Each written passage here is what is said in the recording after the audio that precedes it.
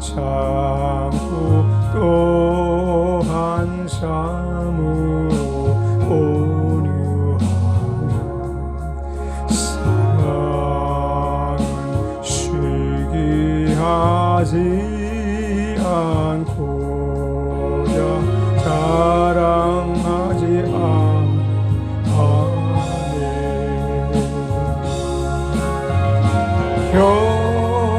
형제여 서로 사랑하자. 우리 서로 사랑하자. 사랑의 주님께 명시켜 힘써서 사랑하자. 사랑은 교만하지 않고 또한 무례히 행동하고 자기의 이익을 고치 않고 속내지 아니하니.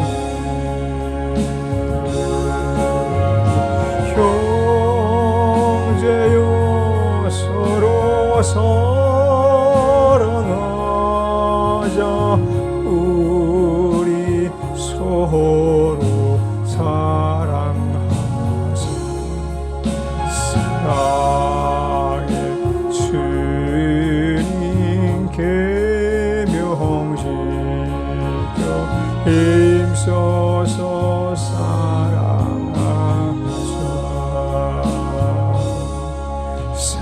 사랑은 남의 약한 것을 기억하지도 아니하며 불의한 것을 기뻐 안고 진리로 기뻐하네.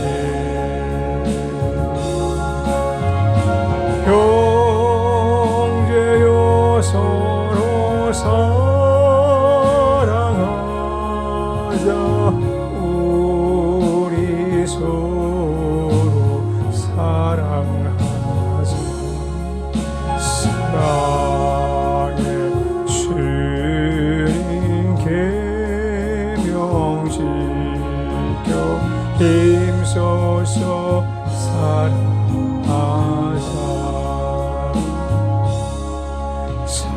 사랑은 무슨 일을 참고 또한 범사에 미히며 범사에 항상 바라면서 범사에 견디노라.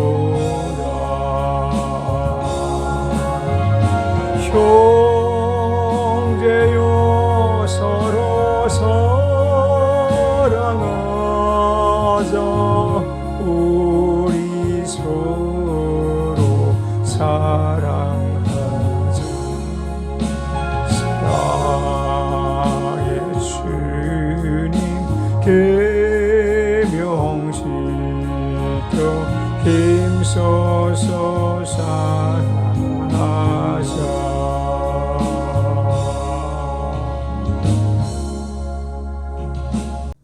골로새서 3장입니다. 15절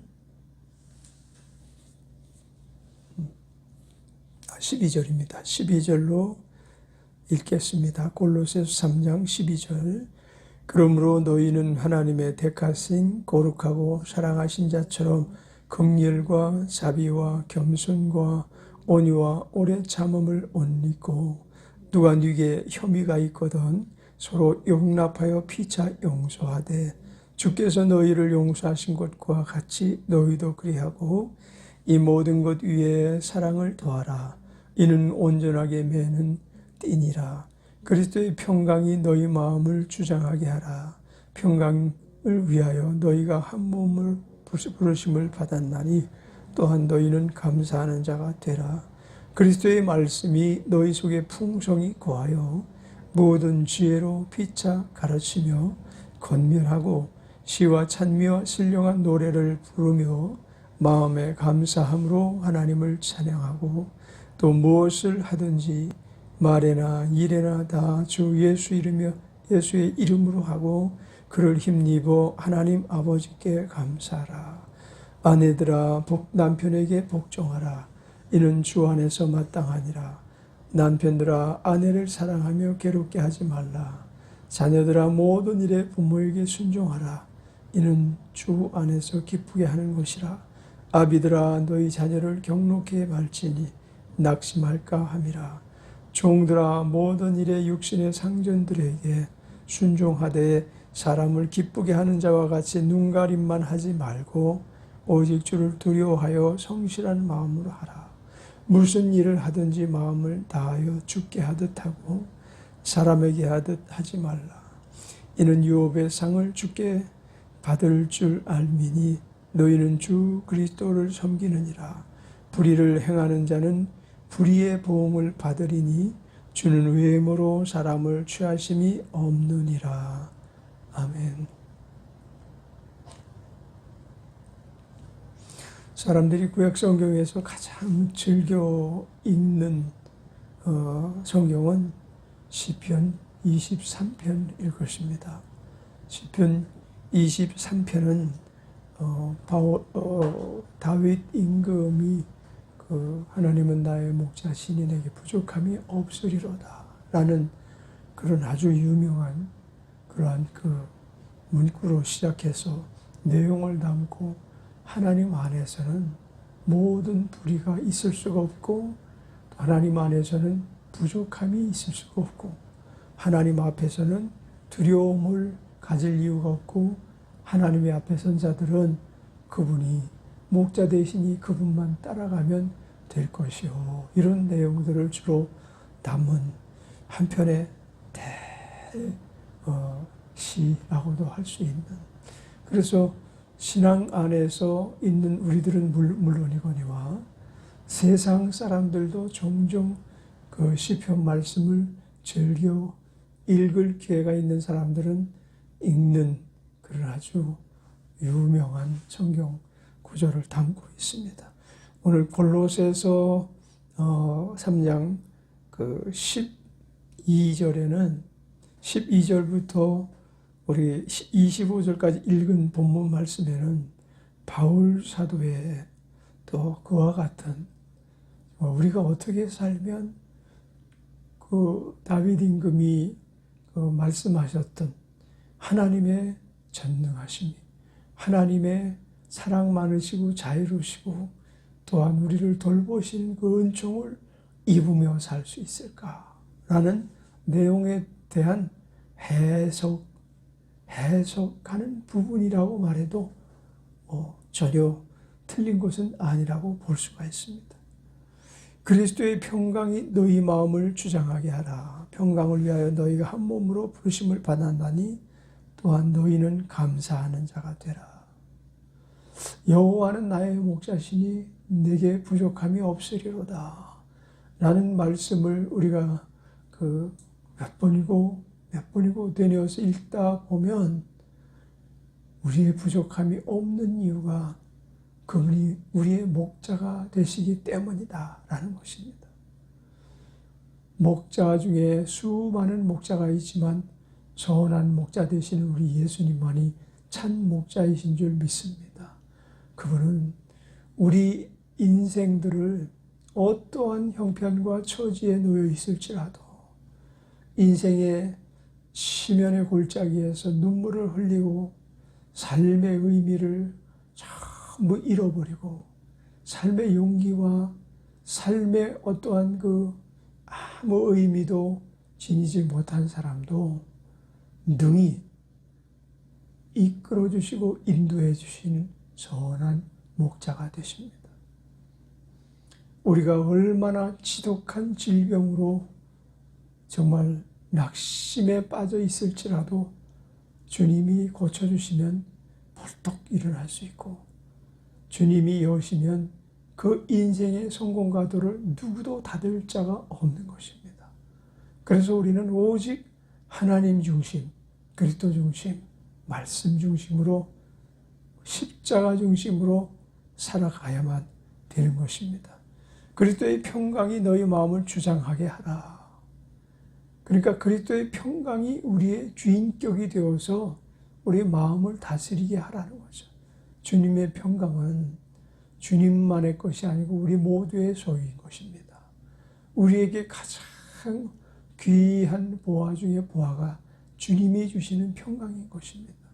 그래서 이 평강을 받지 못한 사람이라면, 그리스도의 참 평화를 맛보지 못한 사람이라면 그는 아직 그리스도를 인격적으로 만나지 못했을 가능성이 많습니다. 어떤 적은 문제만 가지고도 마음이 아주 그냥 사방으로 사시나무 떨듯 흔들리고, 어떤 문제에 봉착해서 도무지 용기를 내지 못하고 겁내고, 이대로 내가 나락으로 떠진 것인가? 이대로 내가 회복될 수 없는 것인가? 이대로 나를 얽매고 있는 원수 마귀가 예수 믿는 나를 능히 삼킬 수 있단 말인가? 그것이 진실인가? 그러한 내용을 나는 묵인하고 그냥 예수 그리스도는 잊어버리고 살아도 되는 것일까? 그렇지 않습니다. 그리스도를 인격적으로 만나면 그때부터 찾아오는 것이 평화입니다. 평화. 어떠한 문제에서도 안심이 되고 어떤 문제에서도 두려움이 사라지는 것입니다. 옛날에 내가 아마 그 예수 믿고 얼마 되지 않아서 나눈 이야기인데, 나는 좀 세무서 가는 걸 굉장히 두려워했어요. 그렇다고 무슨 뭐 죄진 것 있는 것도 아닌데, 세무신고 하러 갈 때마다 두려워가지고 문 앞에서 가슴을 진정하고 억누르고 그리고 들어갈 수밖에 없는 이상하게 두려움이 그 앞에 있었어요. 아마 경찰서도 그런 두려움이 있었을 거예요. 그러나 평상에 경찰서 문은 드나들질 않았기 때문에 그랬지만은 아마도 경찰서도 무척 두려워했을 거예요. 다시 말하면 그렇게 담력 있는 그런 상태는 아니었던 것 같아요. 그리고 어떤 문제에 부딪혀도 그렇게 그냥 평안하게 그 문제를 받아들이지 못하고 조바심을 갖고 걱정을 하면서 염려를 하면서 잠 못 이루면서 그 문제를 해결하고 나야만 마음의 평안이 오고 마음의 안심이 와서 아마 잠도 자고 그랬던 것 같아요. 그런데 예수 그리스도를 주로 영접하고 그리스도께서 나와 함께 하신다는 믿음이 생기고 난 다음에 세무서 가는 게 그다지 두려움으로 다가서지 않더라고요. 그래서 세무서 가서 세무신고하고 그런 문제가 그다지 어렵지가 않았어요. 물론 그 뒤에는 한 1년, 2년 다니다가 그 세무 업무를 맡는 분들에게 이제 그 일을 맡겨서 내가 그 일을 이제 담당하지 않았죠. 또 한 군데는 은행 가는 게 그다지 쉽지가 않았어요. 자존감의 결여 때문에 그랬는지 모르겠어요. 열등의식에 어떤 잡혀있던 부분 때문에 그랬던 것이 아닌가 모르겠어요. 어릴 때는 은행 문턱에 드나들 일이 없었죠. 워낙 가난하게 살았기 때문에 은행이라는 곳이 있는 줄도 몰랐어요. 그리고 이제 나중에 군대 갔다 와서부터 은행 출입을 시작했는데 그렇게 은행 출입하는 것이 쉽지만은 않았어요. 그냥 편안하게 은행에 들어가서 아주 자연스럽게 고객의 그 입장에서 업무를 본 게 아니고 오히려 업무를 대하는 그런 상담원의 입장에서 오히려 더 고객을 이렇게 대하듯이 그렇게 은행을 출입했던 것 같아요. 그런데 그것도 역시 예수 믿고서 싹 그런 증세가 사라졌어. 그래서 내 안에 주님이 주신 평화가 깃들기 시작하면서부터 마음의 두려움도 적어지고 걱정 근심도 적어졌던 것이죠. 그래서 그런 현상을 대하면서 또 설교 말씀을 그냥 계속해서 어디를 다닐 때, 출근할 때나 퇴근할 때나 지하철에서나 버스 안에서나 하여튼 귀에 꽂고 성경 설교 말씀을 들으면 들을수록 어떻게 이런 말씀을 사람에 입에서 전할 수가 있을까? 그런 사모함이 좀 있었어요. 그리고 담임 목사님이 강단에서 막 설교를 하고 외국에 나가서 설교한 테이블 가져와서 보여주고 그럴 때는 막 가슴이 뛰고, 그리고 또 그 목사님이 존경스럽게 느껴지고, 그런데 그 자리에 내가 설 줄은 꿈에도 생각하지 못했죠. 그 같은 일을 내가 하게 될 줄은 꿈에도 생각하지 못했죠. 30대에 예수 믿은 사람이 어떻게 그 길이 열려질 줄은 생각이 했겠어요. 하나님께서 모든 것을 주장하게 하시게 되면 하나님의 놀라운 역사가 우리 안에서 날마다 어떠한 상황에서도 어떤 힘든 문제 앞에서도 우리를 평강으로 이끌어 주시는 줄 믿습니다. 이 부르심을 입은 사람들에게 우리는 감사하지 않을 수 없는 그런 삶을 살아가는 것입니다. 매사가 사실은 감사해.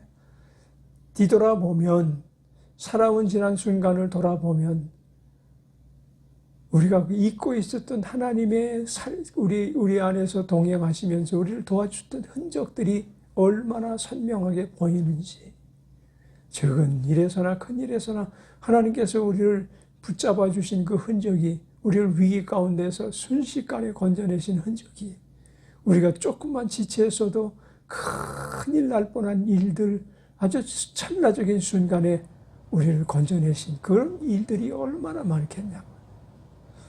저는 이제 목회하면서 운전을 이제 주로 하면서 그 학생들을 태우고 학교를 데려다 준 일이 있잖아요. 그 신림동에서 그 영등포 상고까지, 영등포에 있는 영등포 상고까지 아이들을 한 차 가득 싣고 이제 목회 초기에 전도사일 때 교회를 개척하고 아이들을 어떻게 해서라도 교인 만들기 위해서, 예수 믿게 하기 위해서 1년 동안 그 아이들을 새벽 기도 마치고 나서 막 졸린데도 불구하고 애들 태우고, 갈 때는 애들이 조잘거리고 뭐 과자도 가져와서 전사님 잡수세요 하고 주고, 뭐 껌도 주고, 뭐 겨를이 없이 조잘거리고, 또 내 옆자리에 앉아가지고 앞에 이렇게 보면서 그냥 있기 좋아하는 애들도 있었고, 그러니까 졸 이유가 없어요. 여가가 없어요. 그리고 이 자매들이니까 그냥 조잘조잘거리고, 여기서 뭐라 그러면 저기서 깔깔거리고, 뭐 저기서 뭐라 그런 상황에서 갈 때는 편안히 잘 가는데, 올 때 이제 혼자 이제 집에 올 때 막 졸음이 쏟아지는 거예요. 그래서 그 영등포의 그 굴다리, 거기를 2번이나 들어받을 뻔했어요. 한참 졸면서 이렇게 운전을 하고 가다가 갑자기 이상한 눈을 확 떠보니까 그냥 그 벽을 갖다 향해서 막 돌진을 하고 있는 거예요. 아주 선명하게 2번이나 그 상황에서 얼른 핸들을 틀고 벗어날 수 있었는데, 하나님의 건지심이죠. 하나님께서 우리를 푸른 초장 쉴 만한 물가에만 있게 하실 뿐만 아니라 사망의 음침한 골짜기를 다닐지라도 해를 두려워하지 않게 해주시는 보호자가 되시는 것입니다. 그러니 그분에게 그분이 주신 평강으로 우리 마음을 주장하게 하라는 이야기는 걱정 근심 말아라. 주님이 너에게 평강을 주신 이유가 다 있단다. 주님이 너의 주인이시거든. 주님이 너를 보살피시고 주님이 너와 함께 하시는 걸 기뻐하시거든. 그런 내용인 것입니다. 16절에 그리스도의 말씀이 너희 속에 풍성히 거하여. 자, 그렇다면 그리스도께서 우리 안에서 그 평강의 강도를 더욱더 높여주실 수 있는 비결이 있는데요. 그것은 주님으로 풍성해지는 것입니다. 예수님으로 풍성해지면 그 다음에 우리 안에는 평강이 그와 걸맞게 계속 상승되어지는 것입니다. 그리스도의 말씀이 너희 속에 풍성히 거하여 라는 것은 말씀이 육신이 되어 우리 가운데 거하시며 우리가 그의 영광을 보니 독생자의 영광이요 은혜와 진리가 충만하더라 라고 말씀하셨던 로고스 되시는 예수님을 말하는 것이거든요. 그 말씀, 그리스도의 말씀이 오직 그리스도의 말씀만이 우리 속에 풍성히 거하게 하는 자 안에서 평강은 더 넘치고 두려움은 사라지고 걱정 근심은 사라지고 오직 주님이 해결하시는 그 모든 역사를 목도하게 되는 것입니다. 우리가 어떠한 상황에 있을지라도 모든 일들을 감사로 바꿔주시는 주님, 아주 분명하게 우리 속에 풍성이 거하시기를 원하시는 주님께서 우리 안에 풍성이 거하시면 그때로부터 어떤 일들을 하시는가 하면 모든 지혜로 또한 권면하시고 또한 시와 찬미로 신령한 노래를 부르게 하시고 마음에는 하나님께 감사가 넘치게 하시는 이와 같은 일을 하나님께서 그 말씀이 우리를 지도하시고 훈계하시는 것입니다. 이끌어 가시는 것입니다. 그래서 우리가 말씀을 이해가 안 되더라도 그 말씀을 끊임없이 풍성하게 섭취하다 보면 또한 설교가 무슨 설교인지 이해가 안 되는 설교가 우리 앞에 펼쳐지더라도 그 설교의 그 풍성함을 다 누릴 수만 있다면 그것은 우리를 해롭게 하는 일이 전혀 없는 것입니다. 우리의 인생의 재미를 빼앗아갈 수 있습니다. 우리 인생의 혹은 재물도 빼앗아갈 수 있습니다. 그러나 그건 없어야 마땅한 것들. 건강을 빼앗아갈 수도 있습니다. 그러나 그것은 있어서는 더 발전되지 못하게 우리를 가로막는 건강이면 그러면 빼앗아가는 것이 너무나 당연한 것입니다.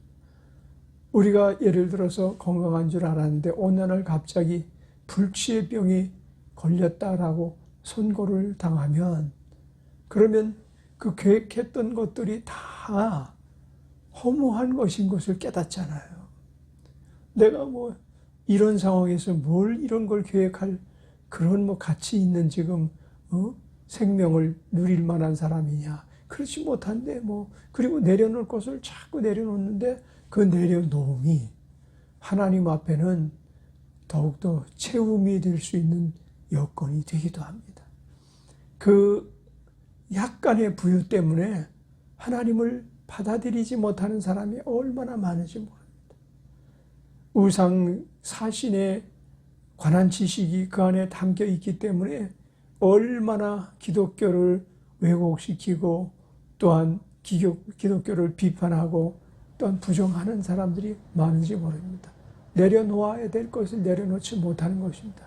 이런 사람들이 어떤 극한 상황에 몰리게 되면 가만히 있어. 내가 지금 섬기고 있는 신이 내가 지금 나를 지금 돕고 나를 아주 복된 사람 되게 할 줄 알고 믿었던 이것이 내게 아무 효력이 없네. 그리고 그가 그 와중에 예수 그리스도를 영접하게 된다면 그것은 얼마나 그에게 있어서 획기적인 사건이 되겠습니까? 그의 삶에 있어서 우리는 언제든지 주 예수님으로 풍성한 사람이 되시기를 바랍니다. 그 풍성한 사람이 되어질 때 무엇을 하든지 말에나 일에나 다 주 예수 이름으로 하고 그를 힘입어 아버지께 감사가 넘치게 되지 않겠습니까? 17절 말씀, 그것은 풍성한 자들이 누릴 수 있는 말씀인 것입니다. 자, 18절부터는 이제 가정 안에 있어야 될 그런 일들에 대해서 권면하시는데요. 아내들아 남편에게 복종하라. 이는 주 안에서 마땅하니라. 아내들아 남편에게 복종하라. 이 말이 현대를 살고 있는 여인들에게는 엄청 거슬리는 말이죠. 그죠? 왜냐하면 남편을 사랑하라 그렇게 말했으면 쉽게 들릴 텐데 복종하라 그랬으니까 어렵게 들리는 거예요. 그런데 남편에게 복종하는데 이는 주 안에서 마땅하다고 또 뒤에 또 덧붙이기까지 하시거든요. 근데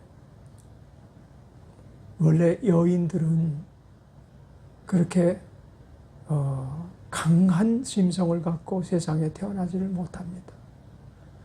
우리가 어저께 카페에 가서 그 여자아이의 어린애를 봤잖아요. 우리 앞에 앉아있는 그 어린애가 있고 그 앞에 아들들 둘이 왔다 갔다 하는 걸 봤잖아요.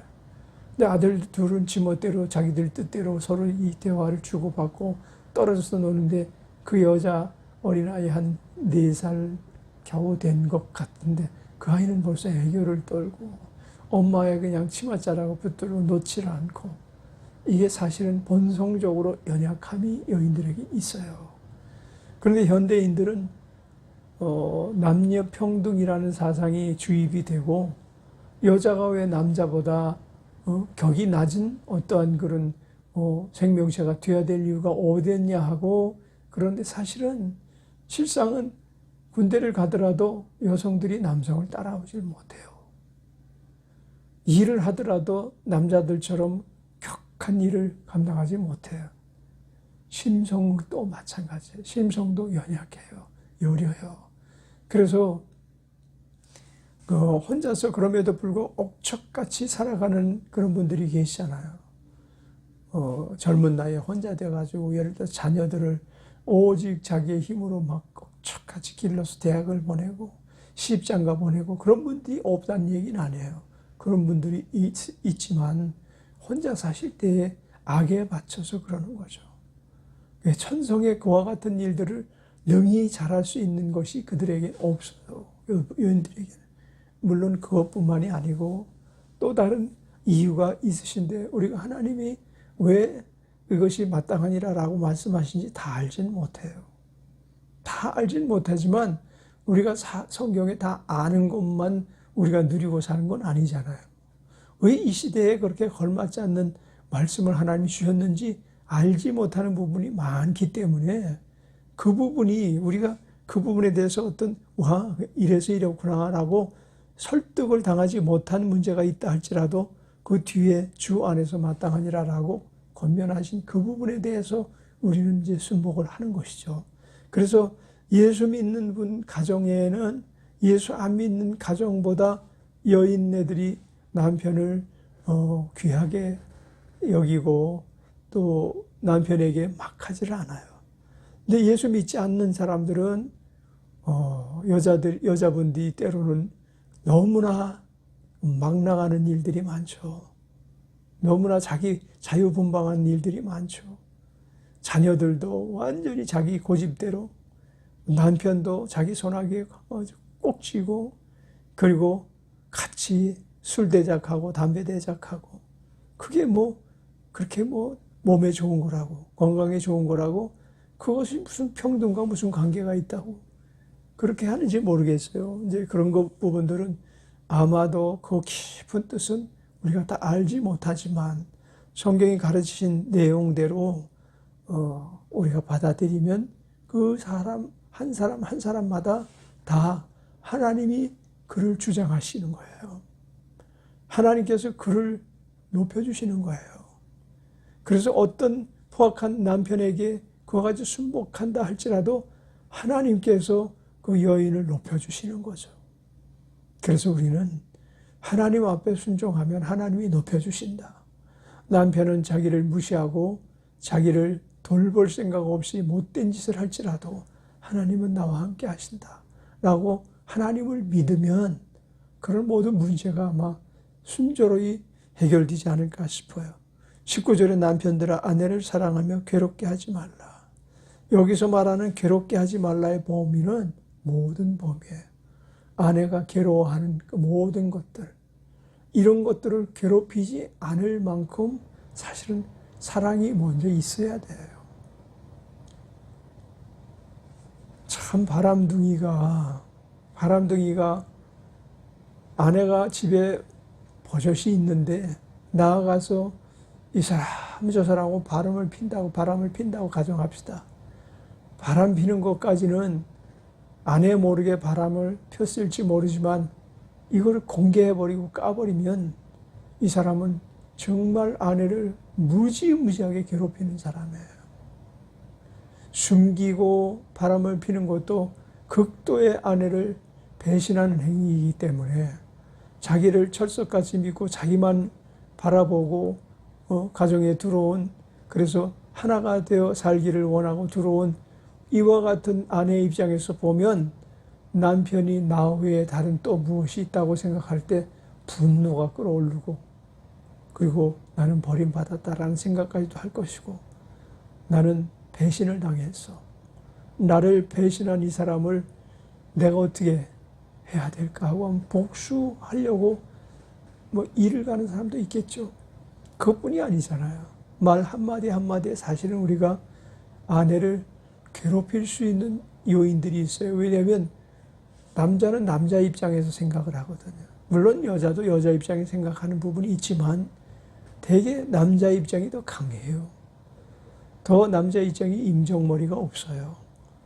여자처럼 섬세함이 남자에게는 없기 때문에 사람의 구석구석 성품을 다 이해하지 못하거든요. 하여튼 그런데 그것을 커버해 주는 게 있다니까요. 그와 같이 섭섭함을 아내에게 주었을지라도 커버해 주는 게 있는데, 그가 아내를 사랑하고 아내가 남편이 자기를 사랑한다는 것을 이해하면 웬만한 것은 넘길 수가 있잖아요. 그죠? 우리가 부자가 되면 웬만한 일 가지고 그렇게 시시비비하지 않아요. 근데 우리가 가난하고 먹을 것이 정말 초건 목표하고 살아갈 만큼 없는 가운데 있다고 한다면 적은 문제 이렇게 대범할 수 없다니까요. 적은 문제 가지고 막 서로가 그냥 죽어라 하고 다툴 수도 있다니까요. 근데 우리가 막 부자로 살면 예를 들어서 사기를 좀 당해도 금방 스트레스 금방 떨쳐버리고 극복할 수 있다고요. 강도를 만나도 적당히 빼앗겼어. 이 정도면 충분해. 라고 그냥 잊어버릴 수 있는 거예요. 마찬가지로 사랑이라는 것은 풍성하면 풍성할수록 상대에게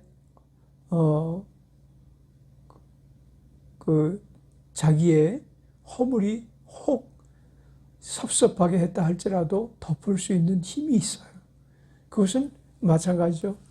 그 아내들도 남편에게 복종하라 라고 했는데 이거 종 같은 의미만 들리잖아요. 근데 사랑하지 않으면 사실은 단 한 가지도 수긍하지 못하는 게 우리 타인으로 만나서 한 가정을 이루는 남편과 아내의 관계예요. 사랑이 없으면 여기서 복종하라는 말은 표현이 좀 과격하게 아마 번역이 되지 않았을지. 헬라 본문 성경을 한번 참고를 해볼 필요가 있겠어요. 복종하라라는 의미를 어떤 의미로 사용했는지. 그래서 복종이라는 것은 그냥 나오는 게 아니에요. 노예처럼 굴종하는 거죠, 그거는. 근데 사랑하면 복종하게 돼요. 우리가 하나님을 사랑하고 하나님이 우리를 해코지 하지 않으시는 분이라는 걸 알기 때문에 우리가 하나님 앞에 순복하잖아요. 순종하잖아요. 마찬가지로 서로가 서로를 존경하면 상대방을 순복으로 받아들일 수가 있는 것입니다. 자녀들아 모든 일에 부모에게 순종하라. 이는 주 안에서 기쁘게 하는 것이니라.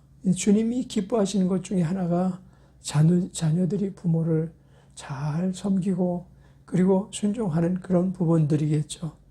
아비들아 너희 자녀를 경록해 말지니 낙심할까 함이라. 그러니까 모두가 일방의 관계는 가정 안에 누구도 없어요. 우두머리라는 어떤 그런 어떤 직급은 아무도 없다니까요. 서로가 서로를 배려해 주는 관계. 아내는 남편을 배려하고 남편은 아내를 배려하고 자녀는 부모를 배려하고 부모는 자녀를 배려하고 그런다면 그 가정이 천국 가정이 되겠죠. 우리도 이와 같은 일들에 대하여 참으로 그동안은 소홀히 했다 할지라도 말씀이 풍성히 우리 안에 거하여 그 말씀의 가르치심을 따라 가정 회복이 되어야 될 줄 믿습니다. 오늘 시간이 많이 가는 관계로 그 뒤에 부분들은 읽으시면서 능히 우리에게는 직접 해당되는 부분이 아닐지라도 한번 읽으시면서 이 부분들이 잘 이루어지면 24절에 이는 유업의 상을 주께 받을 줄 아미 너희는 주 그리스도를 섬기느니라. 무슨 일을 하든지 마음을 다하여 주께 하듯 하고 사람에게 하듯 하지 말라. 그러니까 사람에게 우리가 금전적인 그 어떤 대가를 바라고 섬기고 그럴 뿐이지 상은 하나님이 주시는 거예요. 하나님의 놀라우신 상급이 우리에게 늘 주어지는 것을 하나도 놓치지 않고 승리의 삶을 살게 되기를 주의 이름으로 축원합니다.